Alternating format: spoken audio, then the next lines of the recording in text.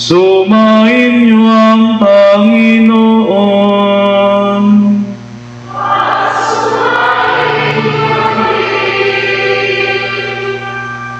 Ang mabuting balita ng Panginoon ayon kay San Juan.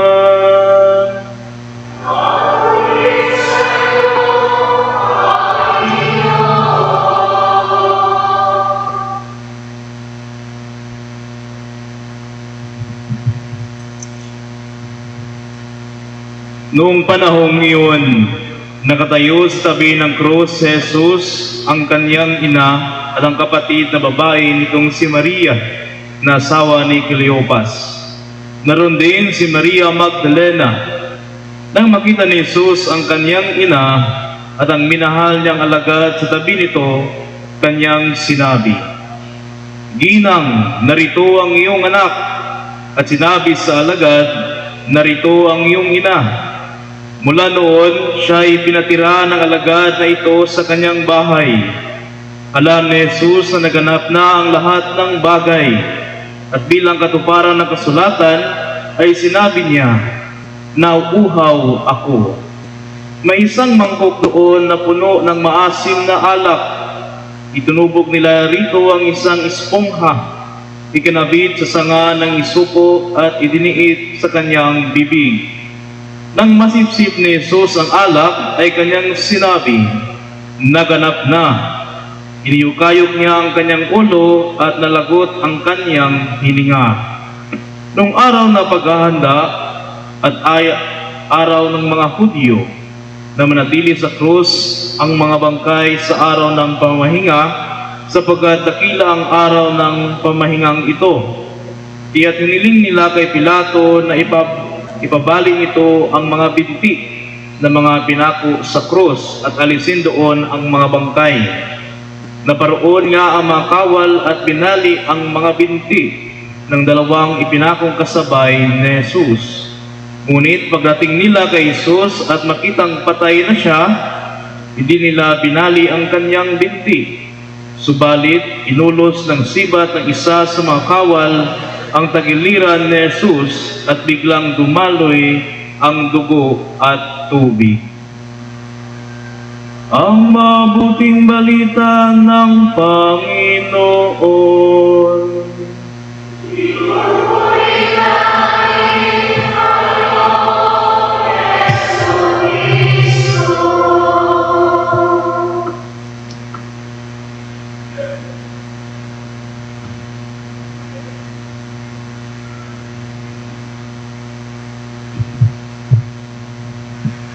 Isang magandang gabi po sa inyong lahat. Pakibati naman ang katabi ng magandang gabi. Nais ko po magpakilala po muna sa inyo. Ako po si Father Danichi Hui. Ako po ay galing sa Archdiocese of Manila. Ako po ay parish priest po ng munting parokya ng Nuestra Señora de la Soledad. Ano po? Magandang gabi po. First time ko po makapunta po dito sa inyong lugar at salamat. Ako po ay naimbitahan na makapiling po kayo ngayong ika-4 na araw ng ating Misa Nobenaryo para sa ating mahal na patrona, ang Our Lady of the Sacred Heart of Jesus. Palakpakan nga muna natin ang mahal na ina. At sa diyan namang napakaraming titulo ng ating mahal na ina. Bukod sa siya ang ating Our Lady of the Sacred Heart, ang ating mahal na ina ay isa ring ina ng simbahan. At ito po ang ating ipinagdiriwang at ginugunita sa gabing ito, si Maria bilang ina ng ating simbahan o sambayanan. Sabihin nyo nga po, ina ng sambayanan.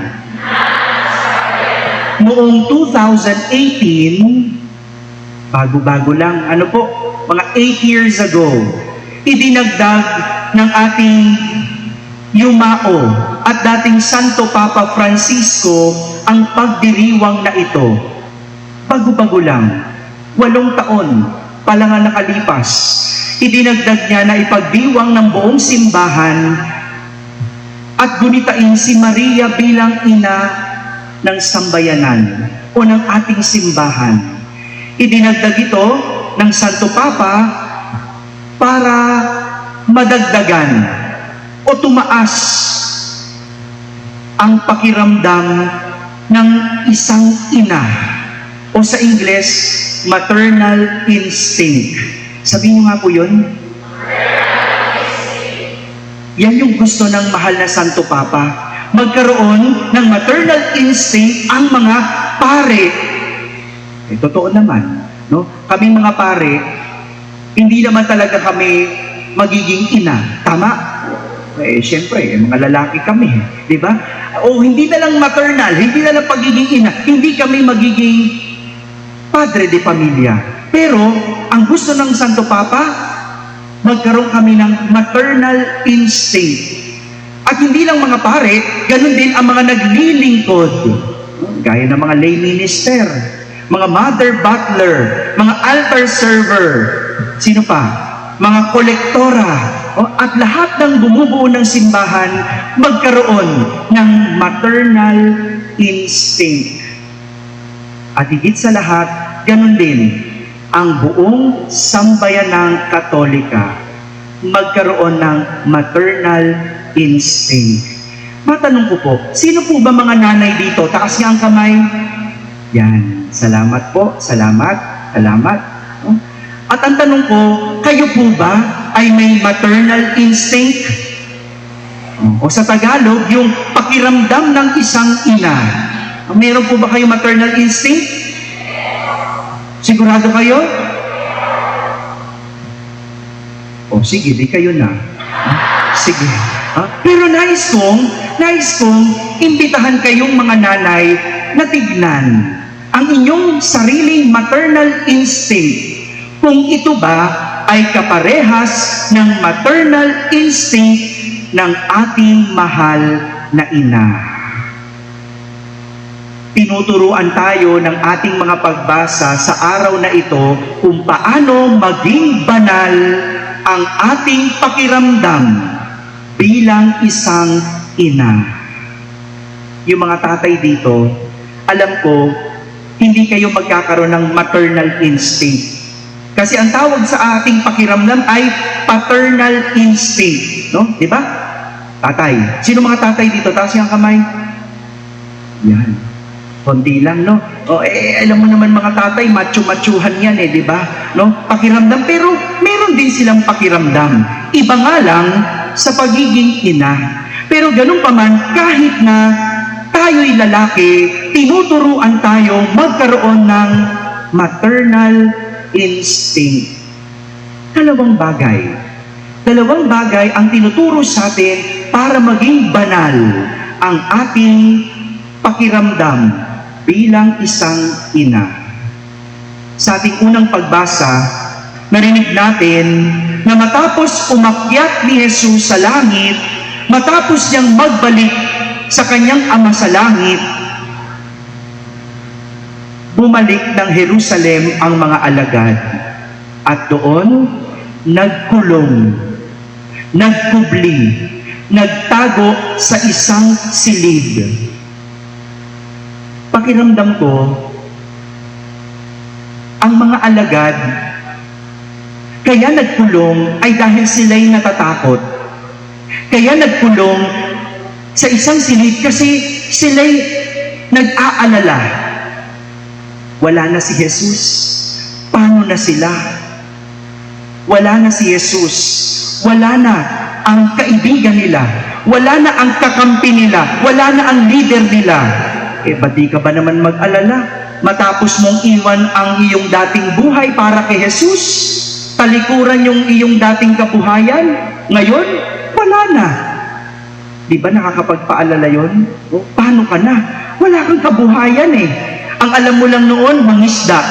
Ang alam mo lang noon ay mangolekta ng buwis. Iniwan mo yun. Di ba? At biglang wala na si Jesus. Kaya nga, nagkulong ang mga alagad.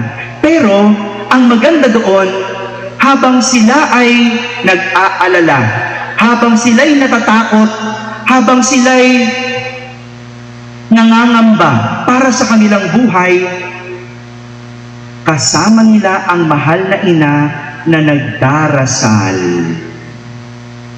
Nagdarasal.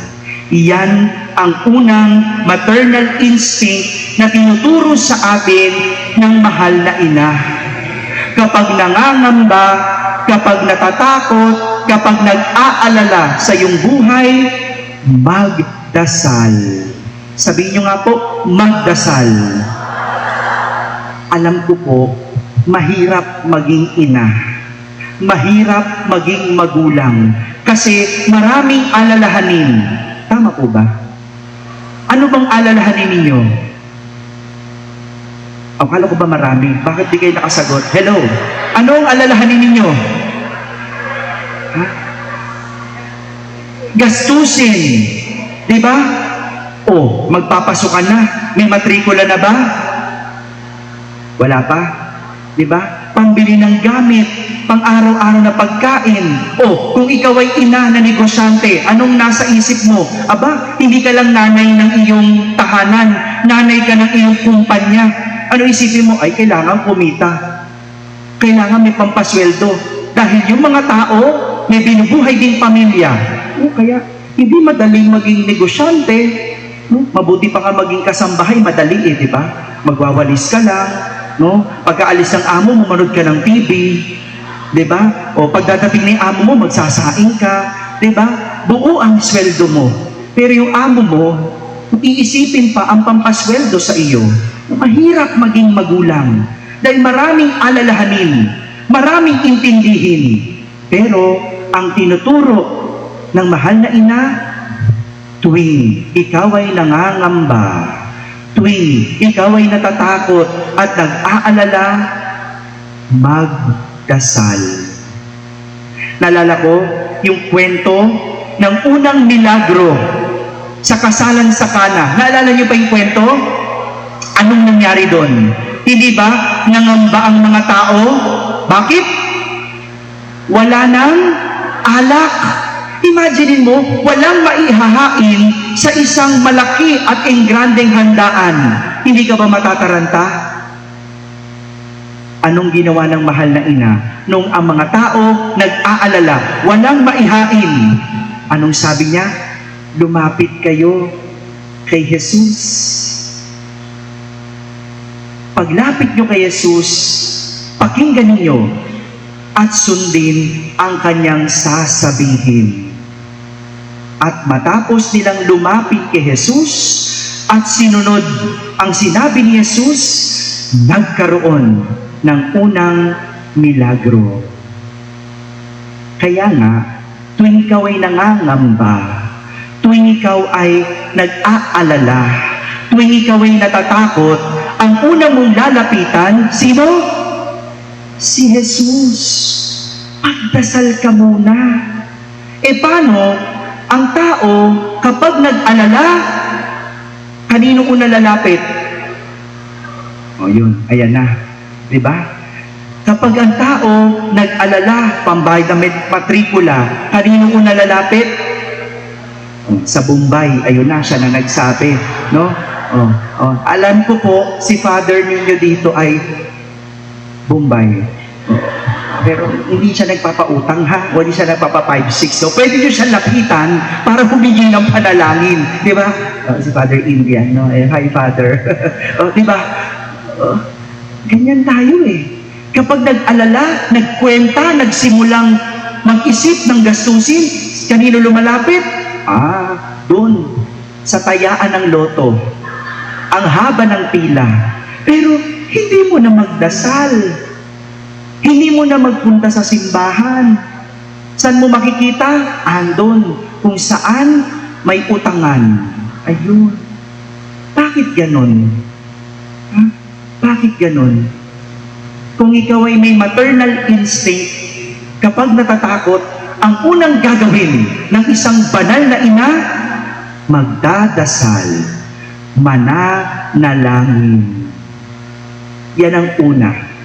Pangalawa, sa ating ebanghelyo, narinig natin ang kwento kung paano ibinilin, kung paano ipinagkatiwala ni Jesus ang kanyang mahal na alagad sa kanyang ina at ang kanyang ina sa kanyang mahal na alagad. Sino yung mahal na alagad? Si Juan. Yun yung narinig nating kwento sa ebanghelyo habang nakapako si Jesus. Isipin nyo, nasasaktan ka na, nahihirapan ka na, nag-aagaw buhay ka na, ang iniisip mo pa rin yung iyong ina, yung iyong may iwan. Kaya alam ko si Jesus, kahit lalaki, may maternal instinct. Di ba ganun ang nanay? May sakit na nga, nilalagnat na, ano pa rin nasa isip? O yung mga anak ko, kumain na ba? Di ba? Yung nanay na nag-aagaw buhay na, ano iniisip? Yung mga anak ko, magkakabatik ba sila? Hindi makabitaw-bitaw eh. Kasi alam yung mga anak magkakagalit. Di ba? Yung mga nanay na nasasaktan na, may problema na sa asawa, ano pa rin iniisip? Yung anak, nakakain na ba? Yung anak, anong oras na? Wala pa sa bahay. Ganun ang nanay, di ba? Yun ang maternal instinct eh. At gaya ni Jesus, meron siyang maternal instinct. Inisip niya ang kanyang may iwan. Hindi pwedeng maiwan ang mahal na ina. At hindi rin pwedeng maiwan ang alagad na minamahal. Kaya nung ginawa, inabilin niya, pinagkatiwala niya ang mahal na ina sa kanyang mahal na alagad at ang kanyang mahal na alagad sa kanyang mahal na ina. At ang maganda dito, sa mahal na ina, pinakinggan niya ang kanyang anak. Pinakinggan ang kanyang anak. Sabihin niyo nga po yun. Iyan ang ikalawang tinuturo sa atin para maging banal ang ating maternal instinct. Pakinggan ang anak. Mga nanay, sabi niyo may maternal instinct kayo. Pinakikinggan niyo ba ang inyong anak? Ayun, nabuking na si nanay, minsan. No? Sinong madalas dapat pinakikinggan? O, di kayo makasagot ngayon. Ano, may maternal instinct pa ba kayo? Ha? Biglang nawala, di ba? Eh bakit ganon? Nung bata pa ang iyong mga anak, nung sanggol pa ang mga anak, di ba? Pag umiyak ang bata, ang nanay natataranta. Kapag umiyak ang bata, ang nanay nakikinig, di ba? Hindi mo alam, lahat ibibigay mo, di ba? Lahat gagawin mo. Tumahan lang, tignan mo yung diaper kung basa, tignan mo kung mainit, o tignan mo kung gutom na ba, di ba? Bakit ganon? Nung bata pa ang mga anak, pinakikinggan ng nanay ang anak.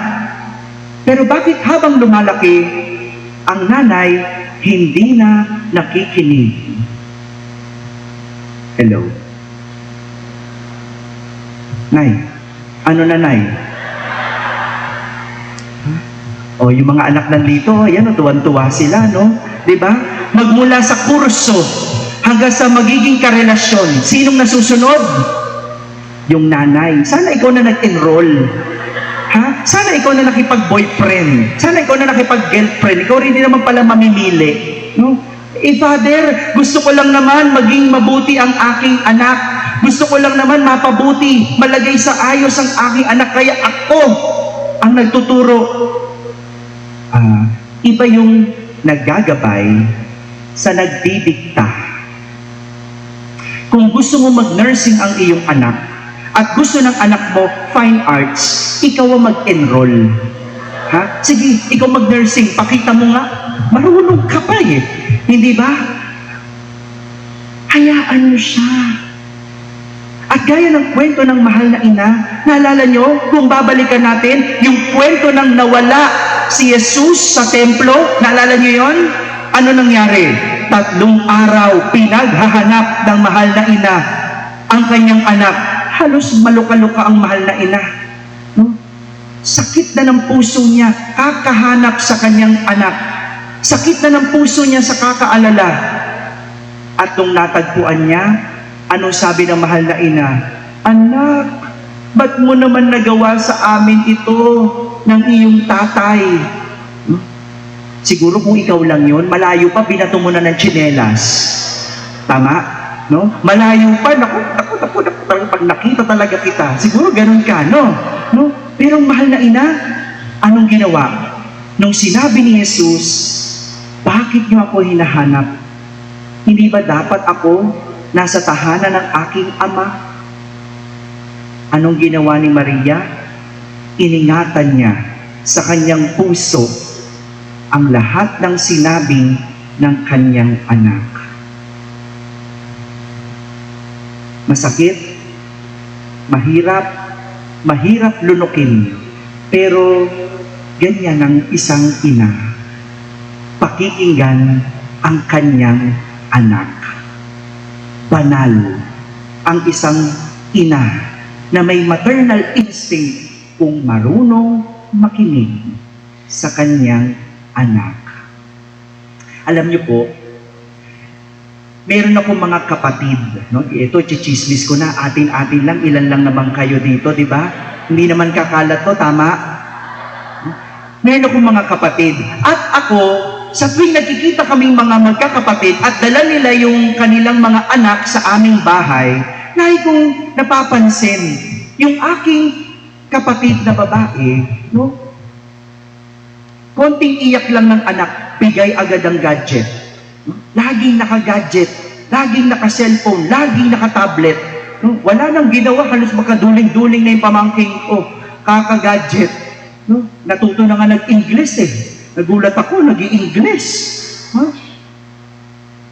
Ganon kababad. At sabi ko, wag ganon. Wag ganon. Bigyan nyo ng coloring book. Bigyan nyo ng libro. Bigyan nyo ng oras ang gadget. Hindi masama ang gadget. Bigyan nyo ng oras.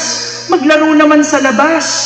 O, gumawa naman ng gawaing bahay. Turuan nyo magwalis. Naririnig ng ate ko yung mga ganon. No? Siyempre, pari ako. Makakapagsalita ba ate ko? Sa nanay ko nagsasabi. Anong sabi niya sa nanay ko? Ma, bira naman si Father. Sabihin mo naman sa kanya, hindi niya maiintindihan. Kasi hindi siya isang ina. Hindi siya isang ina. Aray ko. O di ano pang sasabihin ko? Di ba? No? Iba'y pamamaraan, iba'y pamamaraan ko. Hindi ako isang ina. Nung Sabado, nasunog yung aking parokya. No? Yung sakop ng aking parokya, yung parola, nabalitaan niyo po ba yon? Yung malaking squatters area sa may Binondo, sa may San Nicolas, sakop ko yon. Meron akong 2 chapel doon. Nasunog yon, 3:30 ng hapon. At every Saturday, 3:00, ginagather ko lahat ng mga bata sa chapel. Kasi doon sa lugar na yon, naku, yung mga bata ang nulutong magmura. Kaya sabi ko, turuan magdasal. Every 3 o'clock, Saturday, nagdadasal sila sa simbahan sa chapel ng Rosary. At pagkatapos ng Rosary, kakain sila ng merienda. No? Ganun akong tatay di ba?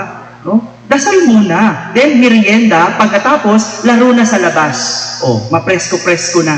At nung Sabado, nasa 4th mystery pa lang sila, nasunog yung parola. No? Hindi na tinapos, takbuhan na sila. At may misa ako dapat 4:00. Nasunog ang parola, takbuhan ng mga bata. Hindi ko alam. First time ko First time ko maging parish priest. First time kong maranasan, may anak na pala ako. At yung mga anak ko, nasusunugan. Pag uwi ko, sabi nung PPC head namin, magbigay ng pagkain. Magbigay ng pagkain. Okay, sige, maglabas ng pondo, magbigay ng pagkain. Okay, magbigay ng pagkain. Kinabukasan, ganun pa rin, nagpakain kami. Pero sabi ko, sa halip na pagkain, no, baka tignan muna natin kung anong mas kailangan ng mga tao. No? Kaya ang ginawa ko, pinuntahan ko yung sunog. No? Wala na, tapos na yung sunog. Pagpunta ko, sunog. Halos buong parola. Sunog ang palibot ng chapel. At alam nyo, yung chapel, hindi nasunog. Hindi nasunog. Buo, palibot ng chapel, sunog, maliban sa chapel. At tinanong ko yung mga tao kung ano ang kailangan nila. Pinakinggan ko sila. Kasi yun ang mas alam ko na tamang gawin.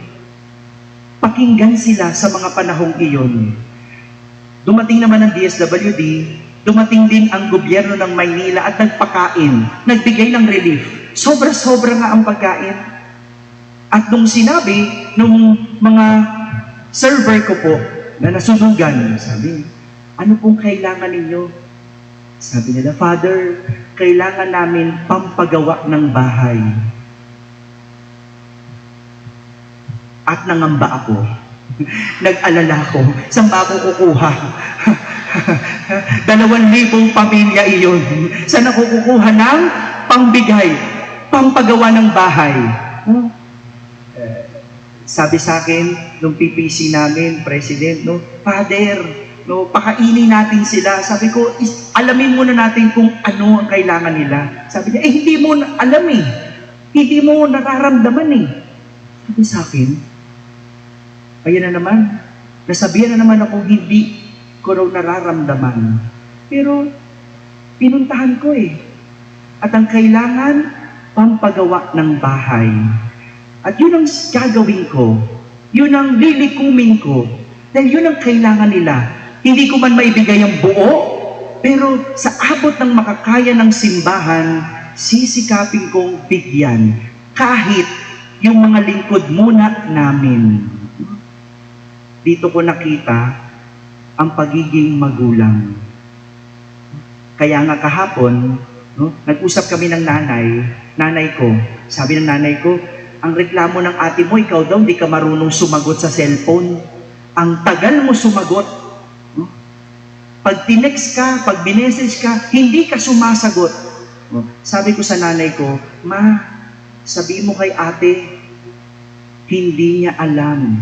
Kasi hindi siya pare. Paano ko sasagot?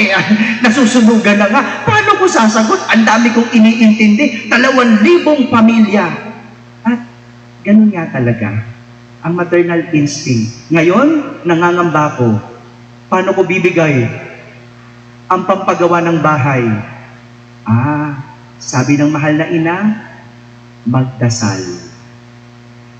Pag ikaw ay nangangamba, pag ikaw ay nag-aalala, ang unang maternal instinct na gawin, magdasal. Pangalawa, pakinggan ang iyong mga anak. Ang kapatid, magkakaroon lang lamang tayo ng pakiramdam kung meron tayong malalim na relasyon sa ating anak. At hindi ba ganyan ang simbahan? Ganyan ang ating inang simbahan? Tuwing tayo ay nag-aalala, andyan ang simbahan kung saan tayo pwedeng manalangin. At tuwing tayo natatakot, andyan ang simbahan handang makinig sa atin. Maternal instinct, kapag natatakot at nangangamba, magdasal. At pangalawa, matutong makinig sa iyong anak. Amen.